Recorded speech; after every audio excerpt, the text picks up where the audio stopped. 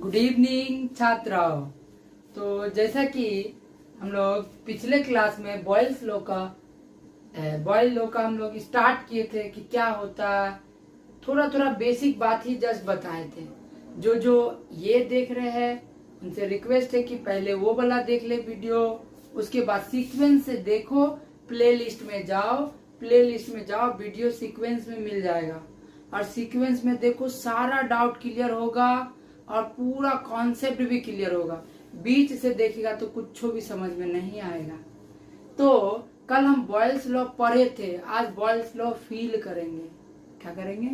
Feel करेंगे। देखो, तो हम स्टार्ट किए थे कुछ समझाने से कि बोले थे कि P जो होता है बॉयल का प्रेशर, वो इनवर्सली प्रोपोर्शनल होता है आयतन के यानी वॉल्यूम के। Pressure is inversely proportional to its volume. Condition is only where temperature and mass of gas is constant. ये क्या होना चाहिए? कांस्टेंट होना चाहिए। कांस्टेंट का मीनिंग भी हम बताए थे, कांस्टेंट का मतलब भी समझाए थे कि कांस्टेंट का मतलब होता क्या है। अब चेक करो, अब इसको हम आगे पिछले वीडियो में ही बता चुके, फिर भी एक बार बता रहे कि ये कांस्टेंट का साइन हटता है तो इक्वल टू आता है, और इक्वल टू अकेले नहीं आएगा, कांस्टेंट हटेगा दुल्हन का बहन। कांस्टेंट मतलब दुल्हन, और कांस्टेंट हटेगा तो बहन तो जाएगा। पता है कि नहीं? जब विदाई होता है तो दुल्हन का बहनों साथ जाता है।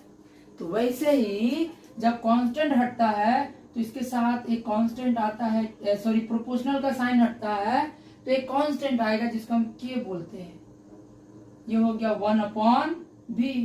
यहाँ पे लिख देंगे वेयर के इज कांस्टेंट।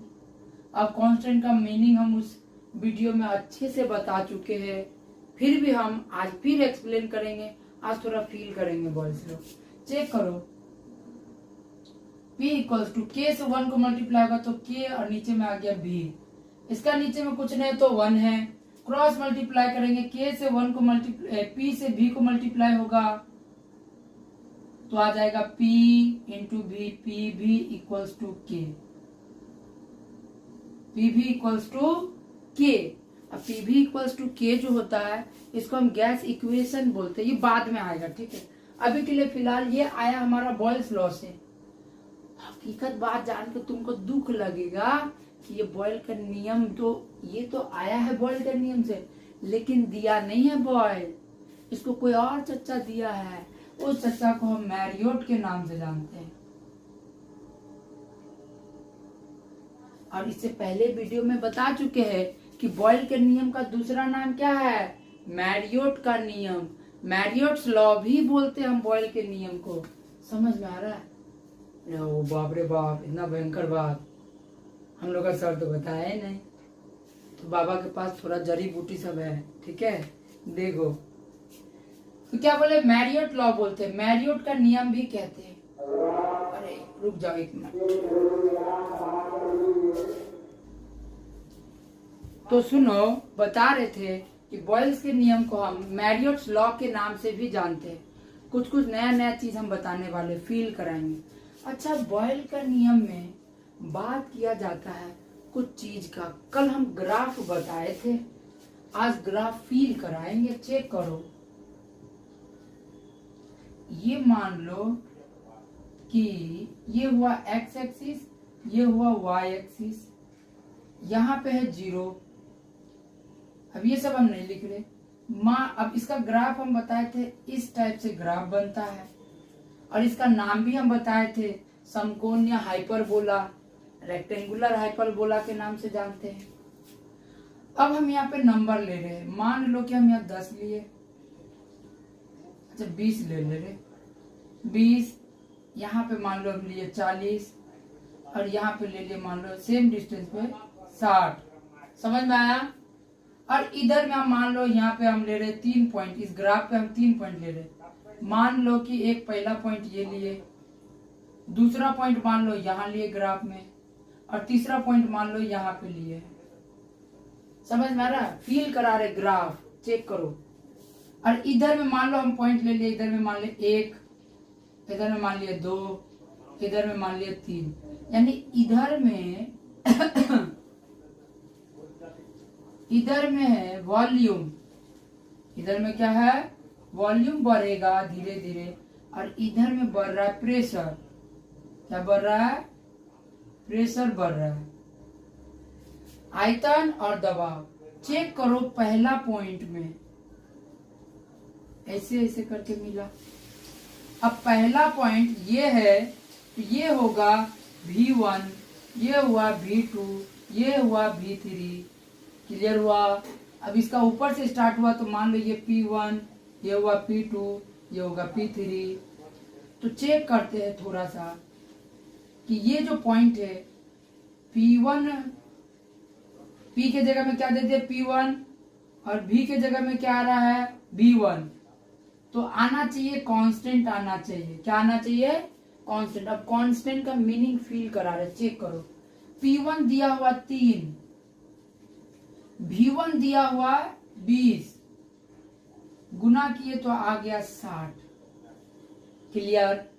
दूसरा केस चेक करो, ये जो ग्राफ दिख रहा है दूसरा पॉइंट का, ये समथिंग बीच में कहीं पे आया, मान लो 30 है। क्या है? 30। अब यहां तक तो आया नहीं, तो इसको मान लिया V2।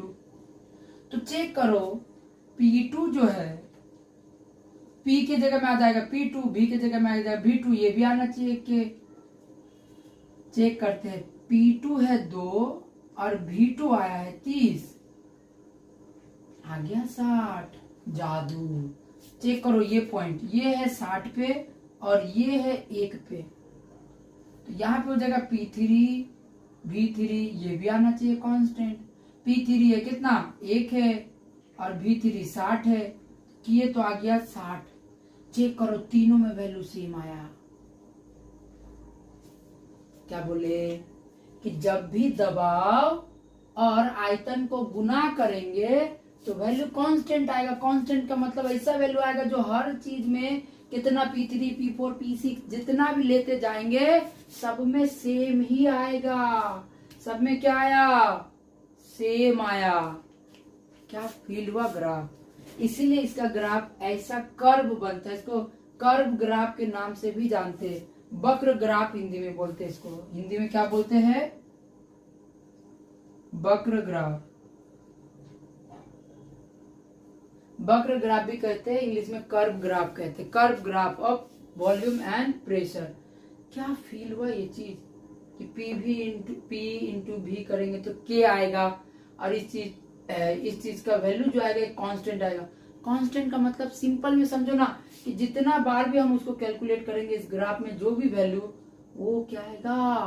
कांस्टेंट आएगा। मतलब सबका वैल्यू सेम आएगा। कहीं पे भी पॉइंट ले लेंगे सबका वैल्यू क्या आएगा?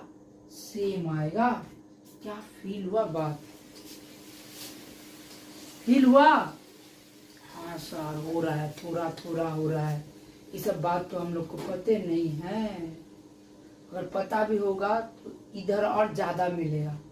इसलिए वीडियो को ना सीक्वेंस से देखो, मजा आएगा साइंस पढ़ने में, फील होगा।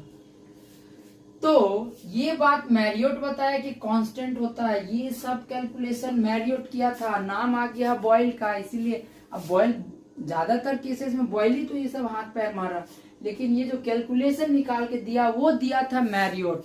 इसीलिए बॉयल के लॉ को मैरियोट लॉ के नाम से भी जानते हैं। क्या समझ में आया बात? बहुत इंपॉर्टेंट है ये ग्राफ समझना। अब चेक करो दूसरा ग्राफ बना रहे हैं। अब सर इसका ग्राफ क्या हमको ऐसे बनाना पड़ेगा एग्जाम में? नहीं, तुमको सिंपल ऐसे अगर बोला जाए कि बॉयल का लॉ का ग्राफ प्लॉट करो, इधर में से देंगे V, इधर में से देंगे P। ये एरो दिखाता है कि वो इधर में वैल्यू बढ़ रहा है, जैसे 20 40 60 ऐसे करके बढ़ रहा है। इधर में ये एरो दिखाता है कि प्रेशर बढ़ रहा है। बस यही लिख देंगे, हो गया। ये हो गया किसका? बॉयल का ग्राफ हो गया। समझ में आया बात? समझ में आया? आगे बढ़ते। अब मान लो यहाँ पे P1 के लिए यहाँ पे नॉर्मल P और V का किए है, P और V का किए। अब दूसरा ग्राफ, इसका ग्राफ जो होगा ऐसे ऐसे ऐसे भी बनता है। इधर में सेम है वॉल्यूम, इधर में सेम है प्रेशर। ऐसे कैसे बना बताइए अच्छा से, तो चेक करो। ये ग्राफ हो गया, मान लो ये P1 ये V1 का ग्राफ, ये P2 ये V2 का ग्राफ, ये P3 और ये V3 का ग्राफ। बात वही है बबना, बात सेम है, बात सेम है कि ये P1 V1 का ग्राफ है, ये P2 V2 का है, ये P3 V3 का है। सब अलग अलग बनाने के जगह में तीनों को हम एक साथ मर्ज कर दिए तो तीनों का ग्राफ ऐसा बनेगा। अब बहुत बार इसको ना टेम्परेचर से देगा कि ये मान लो T1 डिग्री सेल्सियस पे है, ये T2 डिग्री सेल्सियस पे है, ये T3 डिग्री सेल्सियस पे। बोले सर तापक्रम तो स्थिर होता है, तो बाबू स्थिर होता है ए गो के लिए। इसमें हम 3 गो मतलब मान लो कि 3 गो हम एक्सपेरिमेंट कर रहे, 3 गो बलून ले रहे, तो तीनों बलून का टेम्परेचर सेम वैसा मायने नहीं रखता है। मान लो पहला बलून का टेम्परेचर 10 डिग्री, दूसरा का 20 डिग्री, तीसरा का 30 डिग्री। समझ में आया? नहीं आया, थोड़ा अच्छे से बताइए। देखो मान लो ये दोनों ग्राफ नहीं है, ये दोनों ग्राफ नहीं है, तो यहाँ पे कुछ तो टेम्परेचर होगा गैस का, कांस्टेंट टेम्परेचर। मतलब ये नहीं कि 0 टेम्परेचर, कांस्टेंट टेम्परेचर का मतलब होता है ऐसा टेम्परेचर होगा जैसे 10 डिग्री सेल्सियस है तो उसमें हम चेंज नहीं लाएंगे, 20-30 नहीं बना देंगे उसको। कांस्टेंट का मतलब ये होता है 0 नहीं होता है, समझा? आगे देखो, तो जब हम P और V का बनाए तो एक ही को तो बना, वैसे P1 V1 का बनाएंगे तो एक ही को बनेगा, P2 V2 का बनाएंगे तो एक ही को बनेगा। P1 का टेम्परेचर जरूरी नहीं कि P2 V2 वाला जब करेंगे दूसरा बलून में भी करेंगे तो सेम ही होना चाहिए। दूसरा एक्सपेरिमेंट बनता, समझ में आ रहा बात? अब इसको कभी कभी चेक करना, इसका ग्राफ ऐसे भी होता है। अच्छा कल एक और बात बताए थे, इसका ग्राफ ये मान लो ये P1 V1 वाला ग्राफ है, ये P2 V2 वाला ग्राफ है, ये P3 V3 वाला ग्राफ है। मान लो, क्या करो, मान लो इधर में V है। अच्छा बहुत इंटरेस्टिंग बात, इधर में P भी है। P भी मतलब कि हम प्रेशर भी डालेंगे, उसका आयतन भी बढ़ना चाहिए, जैसे टायर में हवा भरते हैं। अब भरते रहेंगे, एक टाइम ऐसा आ जाएगा कि उसका जो वॉल्यूम है वो भी एक टाइम के बाद क्या हो जाएगा, अब हवा भर देंगे, टायर भरते रहेंगे तो फूलते रहेगा नहीं ना, एक टाइम बाद वो टायर फैलना बंद हो जाएगा। वही चीज तो यहाँ हुआ, फैलना बंद हो गया, यानी कुछ दूर तक, ये देखो यहाँ तक उसका वॉल्यूम बढ़ा, यहाँ तक हम हवा भरे तो वॉल्यूम बढ़ा, प्रेशर भी बढ़ा और वॉल्यूम यहाँ रहता, मान लो अगर यहीं पे रहता ये ग्राफ 3 पॉइंट लो तो प्रेशर तो दिख ही रहा है बढ़ा है, वॉल्यूम भी तो यहाँ से लेके यहीं तक पहुंचा है। अगर नहीं बढ़ता तो ग्राफ यहीं तक रहता, समझ में आ रहा है? यहीं तक नहीं रहता, 0 तक रहता। अगर नहीं बढ़ता तो बढ़ा है तभी तो वॉल्यूम यहाँ तक पहुंच गया है। तो ऐसे नाम ले लो 10, 20, 30, 40 तक पहुंच गया तो कैसे नहीं बढ़ रहा? समझ में आ रहा बात क्या बोलना चाह रहे हैं? एक टाइम के बाद आने पे तो ना ही टायर में हवा भर पाएगा, ना ही उसका शेप ज्यादा बढ़ेगा, रुक जाएगा। इसी को बोलते प्रेशर कांस्टेंट हो जाना। सर आप तो बोले रुक जाएगा, फिर प्रेशर यहाँ से यहाँ कैसे पहुंचा? तो बाबू 3 वो ग्राफ लिए है, ये मान लो T1 डिग्री सेल्सियस पे है, ये T2 डिग्री सेल्सियस पे है और ये मान लो T3 डिग्री सेल्सियस पे है। समझ में आया क्या बात? क्या सर सब ग्राफ को जानना जरूरी है? तो हाँ बउआ जरूरी है, तभी तो कॉन्सेप्ट क्लियर होगा। कॉन्सेप्ट यही सब चीज देता है। अब ये बताए तब जाके फील हुआ होगा कि P और V को जब मल्टीप्लाई करते तो कांस्टेंट आता।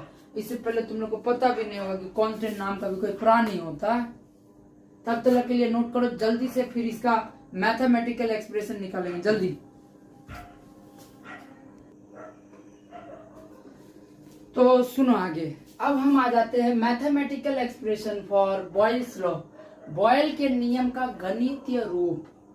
अब बॉयल के नियम का गणितीय रूप को या तो डायरेक्ट क्वेश्चन में बोल देगा कि बॉयल का नियम का गणितीय रूप निकाले, या तो बोलेगा प्रूव दैट, क्या बोलेगा, prove that P1 V1 equals to P2 V2, और अगर ये भी नहीं बोलेगा तो ये दे देगा P1 V1 equals to P2 V2 equals to P3 V3, ये प्रूव करने बोल देगा। समझ में आ रहा है? बहुत इजी वे में बताने वाले हैं, एक बार में बताएंगे, एक बार में समझ में आएगा। चेक करो। अब हम मानेंगे, माना निश्चित तापक्रम पर, निश्चित तापक्रम पर गैस का आयतन, गैसों का आयतन, गैसों का आयतन। आप बोलेगा सर ये क्या, इंग्लिश में भी बोलिए। At constant temperature the volume of gases, मान लो हम दो गैस ले रहे, तो पहला का वॉल्यूम हो जाएगा V1, दूसरा का वॉल्यूम हो जाएगा V2। क्या क्लियर हुआ?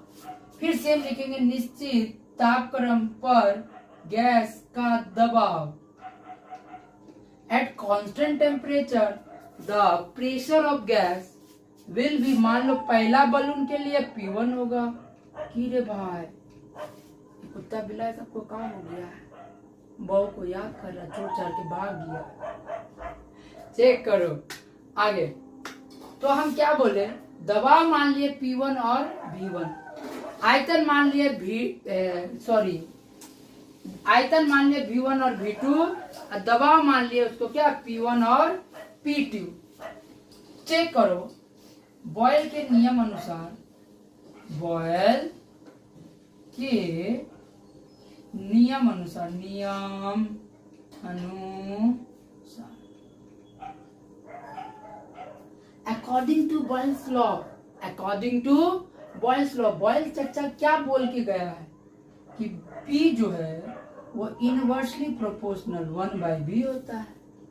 हाँ ये तो पढ़े यहाँ पे लिखना पड़ेगा, क्योंकि गैस का तापक्रम तथा मात्रा स्थिर राशि है, स्थिर राशि है। Since we know that the temperature and the mass of gas is constant, समझ में आया? आगे अब इसको हटाने के लिए हम बताए थे, ब्याह में दुल्हन क्या बोलते हैं, विदाई में दुल्हन अकेले नहीं जाएगा, अपने साथ किसी को लाएगा, छोटा बहन नाम के, ऊपर में 1/B। अब यहाँ पे भी लिखना पड़ेगा, सिंस K is Ka, अब अशून्य स्थिरांक लिखो या स्थिरांक लिखो, बात बराबर है, स्थिरांक है। अब चेक करते हैं गौर से, P इक्वल्स टू K से 1 को मल्टीप्लाई हो तो K, और नीचे में बच गया V, इधर में कुछ नहीं तो 1। अभी जस्ट बताया क्रॉस मल्टीप्लाई, P से V को हुआ तो PV इक्वल्स टू 1 से K को हुआ तो K।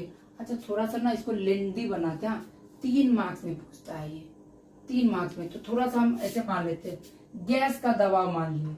अब गैस का दबाव मान लो हम V माने हैं, और प्रेशर को हम P माने हैं, ठीक है, तब ये वाला रिलेशन आ गया, थोड़ा लेंदी क्योंकि 3 मार्क्स में आता है इसीलिए। मान लिया इसको इक्वेशन 1। अब चेक करो, अब फिर यहाँ से फिर लिखना पड़ेगा माना, ताकि इक्वेशन थोड़ा बड़ा बन जाए, 3 मार्क्स भी सर खुश होकर दे। इतनी को बनाएंगे ना, नखरा दिखाएगा मार्क्स देने में। देखो, माना स्थिर तापक्रम पर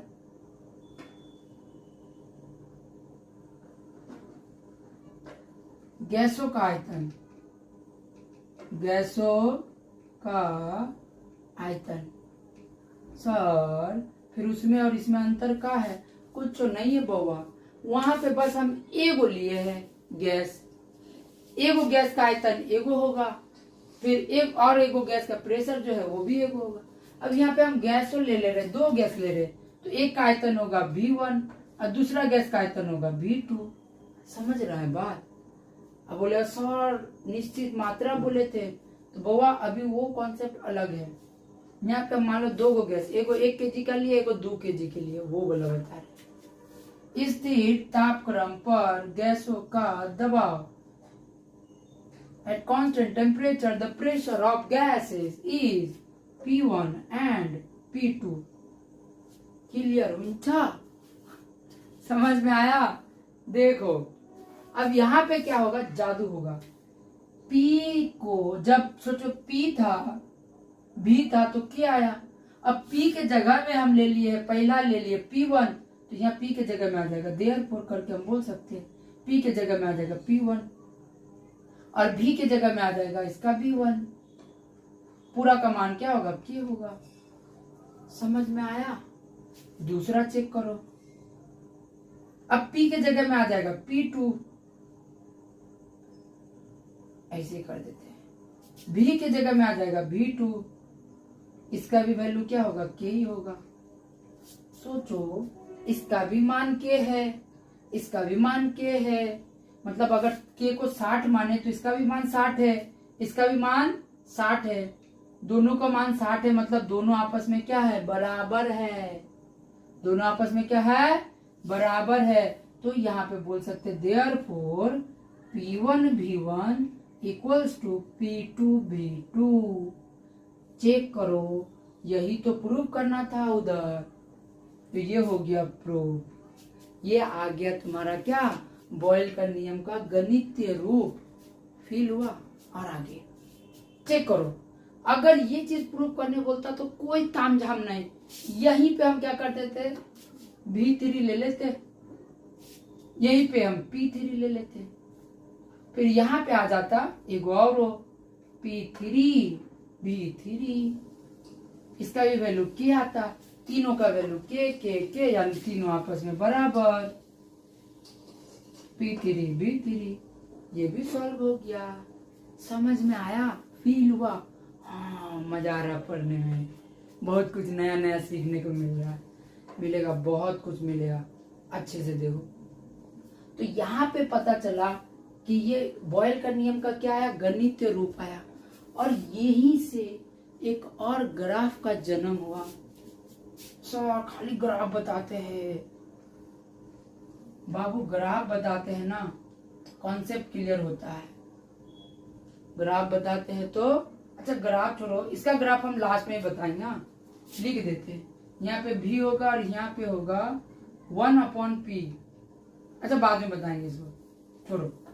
अभी हम कुछ क्वेश्चंस, अच्छा यहाँ पे कहीं जगह बा, यहीं पे बताते हैं। अब इसका लिमिटेशंस इसको बोलते क्या, खामी बोल देते हैं, या तो त्रुटि बोलेंगे, त्रुटियां।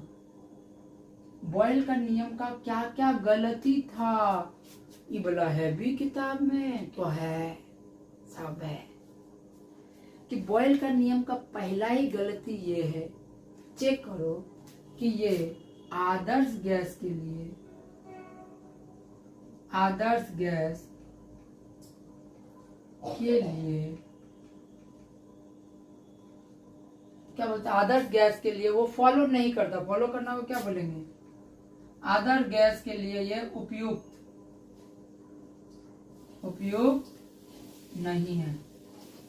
सॉरी बोला, क्या बताए, आदर्श गैस का मतलब क्या होता है, तो बर्दाश्त। आदर्श गैस का मतलब चलेगा चैप्टर का एंड होते होते, इसलिए अभी बस मान लो कि आदर्श गैस नाम का कोई, आदर्श मतलब जैसे बच्चा नहीं होता, आदर्श बच्चा माए बाप का, तो गैस भी है। तो जो बॉयल का जो फेवरेट बच्चा है ना, आदर्श बच्चा, वही बॉयल का पालन नहीं करता है, बॉयल के नियम को फॉलो नहीं करता है। कोई भी बच्चा जब नहीं करे फॉलो तो क्या करेंगे, लाल कर देंगे मार मार के, समझ रहा है, मार के लाल कर देंगे, तो क्या ओ मम्मी बोल क्यों लो, है कि नहीं। तो वैसे ही जब हम क्या बोले, तापक्रम को, टेम्परेचर को क्या करेंगे, कम दबाव, लेस प्रेशर, और टेम्परेचर मोर, जब प्रेशर को कम करेंगे और टेम्परेचर को ज्यादा करेंगे, मतलब मान लो कोई भी बलून में हम गैस भरे, प्रेशर नहीं लगा रहे, प्रेशर छोड़ दिए और उसको गर्म किए जा रहे, दूर से गर्म किए जा रहे, गैस गर्म हो ही जा रहा है और उसमें कौन सा गैस भरा, आदर्श गैस भरा हुआ है। तब जाके जब बोले ना लाल करेंगे मार मार के, तो क्या होगा, फॉलो करेगा। तो ये क्वेश्चन आता भी है कि बॉयल का नियम को आदर्श गैस कब पालन करेगा, तो कम दबाव पर और उच्च तापक्रम पर। क्या बोले फिर से एक बार, कम दबाव होगा और तापक्रम क्या होगा, ज्यादा होगा, तभी वो बॉयल का नियम को पालन कर पाएगा। क्या समझ में आया, थोड़ा थोड़ा आया, तो एक दो बार पीछे कट करो, देखो समझ में आएगा। तीसरा क्या, ये दो मेन है, ठीक है, और तीसरा जरूरी भी नहीं है, ये दोनों समझ जाओ, मस्त है। समझ में आया बात। अब कुछ बात बताते फिर तो, अच्छा पहले नोट कर लो, तो जगह चाहिए, नोट करो।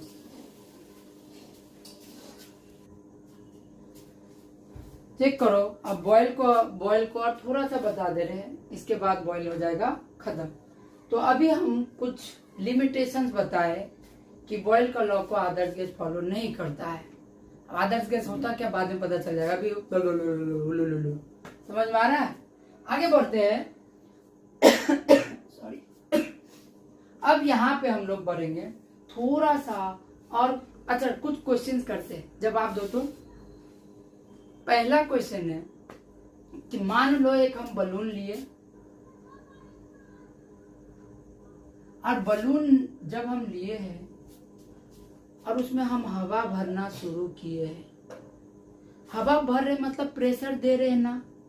अब प्रेशर जब देंगे तो उसका साइज कमना चाहिए, क्योंकि बॉयल बोला था अगर हम प्रेशर बढ़ाएंगे तो आयतन कमेगा। तो जब हम हवा भर रहे बलून में तो बलून का साइज तो कम होना चाहिए, क्योंकि प्रेशर बढ़ा रहे, बलून का साइज कम होना चाहिए, लेकिन तो बलून का साइज तो और बड़ा होता है। यानी कि जब हम एक्स्ट्रा से हवा देंगे इसमें, तब ये बॉयल का नियम को पालन तो नहीं करेगा, क्योंकि बॉयल बोला था कि अगर दबाव ज्यादा करेंगे तो आयतन कमेगा, जगह कम घेरेगा। लेकिन जब हम ज्यादा हवा भरते तो बलून तो और ज्यादा जगह घेरता है, यानी कि ये बॉयल का नियम का पालन नहीं कर रहा है ना। बुर्बक सा सोचो, थोड़ा सोचो, नहीं समझ में आ रहा ना, चेक करो। बॉयल ये बात भी बोला था कि ये तभी एप्लीकेबल होगा जब या तो टेम्परेचर या तो मास, ये दोनों क्या होगा, कांस्टेंट होगा, तभी बॉयल का नियम पे कोई भी गैस लागू करेगा। यहाँ पे तो हम एक्स्ट्रा से गैस भर रहे हैं अंदर में, तो मास बढ़ नहीं रहा है, और मास बढ़ेगा तो बॉयल का नियम का पालन नहीं करेगा, इसीलिए ये बॉयल का नियम का पालन नहीं किया। सिंपल और साधारण सा बात है, समझा। हाँ थोड़ा थोड़ा एक बार बताइए ना, मजा आ रहा है। देखो एक और देते क्वेश्चन, मान लो कि ये हम, अच्छा ये लिमिटेशन में लिख सकता, हाँ ये उसका एक लिमिटेशन लिख सकता है, लिमिटेशन में कि अगर कोई गैस का अगर मास और टेम्परेचर कांस्टेंट नहीं होगा तो बॉयल का लॉ काम नहीं करेगा, गलत हो जाएगा लॉ। अभी तो हुआ था, समझ रहे हो। आगे मान लो हम एक बाल्टी लिए, बीकर लिए, इसमें पानी भरे, पानी नहीं स्प्राइट भरे, तब पता चलेगा, ठंडा ठंडा गर्मी का टाइम है ना, स्प्राइट भरे। अब यहाँ पे मान लो कोई बुलबुला बना है और ये बुलबुला ऊपर आया यहाँ तक, ये भी बुलबुला आया ऊपर यहाँ तक, इसको विलाई देते हैं, लगे हाथ और पैर। तो अब मेरा क्वेश्चन ये है कि इस बुलबुला का आयतन कब ज्यादा होगा, यहाँ पे ज्यादा होगा कि यहाँ पे। सर बुलबुला तो बुलबुला है इतनी को, और जमीन पानी के नीचे भी रहेगा तो उतने बड़ा साइज में रहेगा, पानी का ऊपर रहेगा तो भी उतने बड़ा साइज में रहेगा, है कि नहीं। क्या हकीकत बात है, सोचो तो, थोड़ा दिमाग लगाओ, पॉज करो, दिमाग लगाओ। कब इसका आयतन, कब ये ज्यादा जगह घेरेगा, सोच लिया? अब हम बताते, सुनो कि जब वो पानी के नीचे रहता है ना, तो पानी के नीचे ना दबाव जो होता है, प्रेशर, वो जैसे जैसे नीचे आएंगे ना तो प्रेशर ज्यादा होगा। पानी के नीचे जैसे जैसे जाएंगे दबाव बढ़ता है, ये चीज पता होना चाहिए, समझ रहे हो?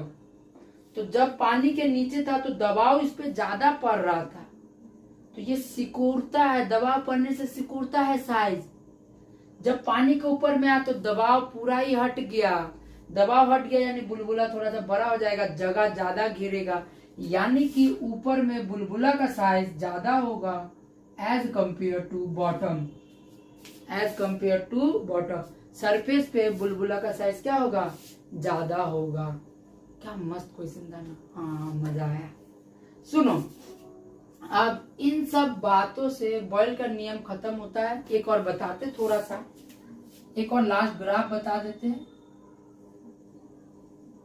ये मान लो इधर में बढ़ रहा है आयतन V और इधर में बढ़ रहा है प्रेशर P, 1/P। क्या कर दिए? क्या किए सर? समझ में नहीं आया। चेक करो, जब भी इनवर्सली प्रोपोर्शनल 1/P था, मतलब V बढ़ रहा था तो P कम रहा था, और जब ऐसा था केस तो ग्राफ ऐसा बना है कि नहीं? बोलो, समझ में आ रहा है? जब नॉर्मल P था तब ग्राफ ऐसा बना। अब हम इस P को चेक करो कि ये V तो V है और इस P को 1/P कर दे रहे हैं।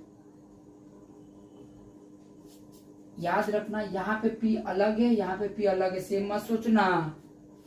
यहाँ का P देखो, जब ये V बढ़ा है तो P क्या, P कम किया, पता है ना? प्रेशर, वॉल्यूम बढ़ता है तो प्रेशर कमता है। अब यहाँ प्रेशर को ही उल्टा कर दिए, 1/P कर दिए, यानी पहले ये सीधा विलोमानुपाती था, अब जब हम P को ही उल्टा कर दिए है, यानी अब यहाँ पे जब P भी बढ़ेगा तो यहाँ से P भी बढ़ेगा, और V कमेगा तो यहाँ से P भी कमेगा। क्या सर उर्दू में पढ़ा रहे, हिंदी में पढ़ा है ना? कुछ पहले नहीं पढ़ा, फील करो। जब भी बढ़ रहा था तब P भी क्या हो रहा है? कम हो रहा है। अब हम इसको उल्टा कर दिए, P को 1/P कर दिए, यानी P अब उल्टा हो गया। जब P उल्टा हो गया तो चेक करो, जब P उलट गया मतलब 1/P हो गया, यहाँ का P, ये वाला बात नहीं हो रहा है, इसको भूल जाओ। तो जब P को हम 1/P कर दिए यानी ऑपोजिट कर दिए, और ऑपोजिट कर देंगे तो जब भी उसमें क्या हो रहा था? P बढ़ रहा था तो P कम हो रहा था, और V बढ़ रहा था तो P कम हो रहा था। और इसमें क्या हो जाएगा? जब 1/P कर देंगे ऑपोजिट, यानी अब V भी बढ़ेगा तो P भी बढ़ेगा। थोड़ा सा ना इसको समझो, बहुत मस्त कॉन्सेप्ट है। क्या फील हुआ ये चीज? थोड़ा सा सोचो। 1/, ये P तो था ऑलरेडी P, अब इसको उलट दिए। क्या किए सर? थोड़ा अच्छा से देखो, चेक करो। जब V इनवर्सली प्रोपोर्शनल 1/P था तो जब V बढ़ रहा था तो P भी तो P कम हो रहा था, इनवर्सली प्रोपोर्शनल है। तो बात तो यहाँ है। अब हम इस P को 1/P कर रहे, चेक करो, 1/P कर दिए। अब देखो ये P जो है पलट जाएगा, ऊपर चल जाएगा, तो 1 × P चल गया 1 और नीचे में आ जाएगा 1, तो ये V डायरेक्टली प्रोपोर्शनल P नहीं हो जा रहा है। हाँ, अब समझ में आया अच्छे से। चेक करो कि जब V यहाँ पे बढ़ेगा तो P भी तो बढ़ेगा, और जब B कमेगा तो P भी तो कमेगा। यही तो होता है डायरेक्टली प्रोपोर्शनल का मतलब। आगे वाला वीडियो में बताए थे, हाँ सर बताए थे, याद आया याद आया। समझ रहे हो बात? तब अब इसका ग्राफ बना रहे सॉरी चेक करो, ये सब कुछ नहीं देगा यहाँ। तो इसका ग्राफ बनता समथिंग लाइक दैट। और यहाँ पे ना डॉट डॉट रहेगा ऐसे कुछ दूर तक। अब ये डॉट डॉट मान लो कि ये T1 डिग्री सेल्सियस पे है, ये T2 डिग्री सेल्सियस पे, ये T3 डिग्री सेल्सियस पे। सेम बात कि ये हर एक ग्राफ अलग अलग एक्सपेरिमेंट का है, सेम मत मानना। समझ में आ रहा बात? तो अब सर ये ग्राफ का मतलब क्या? मान लो कि हम कहीं पे भी 3 पॉइंट लेंगे, 1 2 3, इसको मिलाओ, इधर में से करके मान लो, ऐसे करके कुछ चेक करो, ये यहाँ आएगा तो P यहाँ है। अरे यार इसका P यहाँ पे पहुंच गया, बढ़ के देखो P यहाँ से बढ़ गया, तो मान लो P1 है, ये पहुंच के P2 हो गया, बढ़ गया तो ये भी तो बढ़ के यहाँ आ गया। या अगर मान लो V1 है, V2 है, ये V3 है, तो V3 पे पहुंच गया, P2 बढ़ा। अच्छा इसको हम ऐसे ही मान लेते, इसको V1 ही माने, इसको V2 माने। तो जब V1 था तो P1 था, बढ़ के हो गया, यहाँ से P2 हो गया तो बढ़ के हो गया V2। इसको चेक करेंगे, चेक करो, पहुंच के आ गया V3 तो आ गया P3। तीनों ग्राफ का करेंगे तो तीनों का सेम आएगा, वैसे ही करके। समझ में आ रहा बात? अब ऐसा करने पे ऐसा ग्राफ क्यों आया और ये ऐसा क्यों हो गया? बॉयल का नियम ऑपोजिट हो गया ना। सोचो, बॉयल का नियम क्या हो गया? उल्टा हो गया। क्योंकि बॉयल के नियम में P बढ़ रहा था तो V कम हो रहा था, जब V बढ़ रहा था तो P कम हो रहा था। अब तो दोनों बढ़ रहा साथ में। तो इसी चीज को कि जब हम दबाव बढ़ाएंगे तो वॉल्यूम भी बढ़ेगा। क्या बात कर रहे सर? कोई बॉल को हम दबाएंगे सर तो वो बॉल क्या फैलेगा कि सिकुड़ेगा? सर हम तो सिकुड़ते देखे। मान लो स्पंजी बॉल या स्माइली बॉल, उसको दबाएंगे तो वो क्या ज्यादा जगह गिरेगा? नहीं ना गिरेगा, कम गिरेगा ना। तो बॉल तो सही था, लेकिन यहाँ पे ग्राफ कुछ और बोल रहा है। रामी बोल रहा नहीं, दबाएंगे तो बॉल का साइज और बड़ा होगा। यही तो है, प्रेशर बढ़ा रहे हैं तो आयतन उसका बढ़ रहा है। तो यही चीज को बॉयल जो है एक्सप्लेन नहीं कर पाया, और इसको ही एक्सप्लेन किया हमारा चार्ल्स चचा। कौन किया? चार्ल्स किया। इसीलिए बॉयल का नियम के जस्ट बाद ही किसका नियम आता है? चार्ल्स का नियम आता है। क्या फील हुआ भाई साहब? फील हुआ? बहुत शानदार बात बताया। बॉयल का नियम और इतना डिटेल में तुमको कहीं नहीं मिलने वाला है। 2017 से 24 तक का क्वेश्चन छान लो, इससे डिटेल में और कोई नहीं बनाया, मतलब बन ही नहीं पाएगा क्वेश्चन, इतना बता दिए। समझ रहे हो? तो अगले क्लास में फिर हम लोग इसका मैथ करेंगे, P1 V1 से रिलेटेड न्यूमेरिकल करेंगे। Till then bye bye, good night, शुभ रात्रि, शब्बा खैर एंड जय श्री कृष्ण।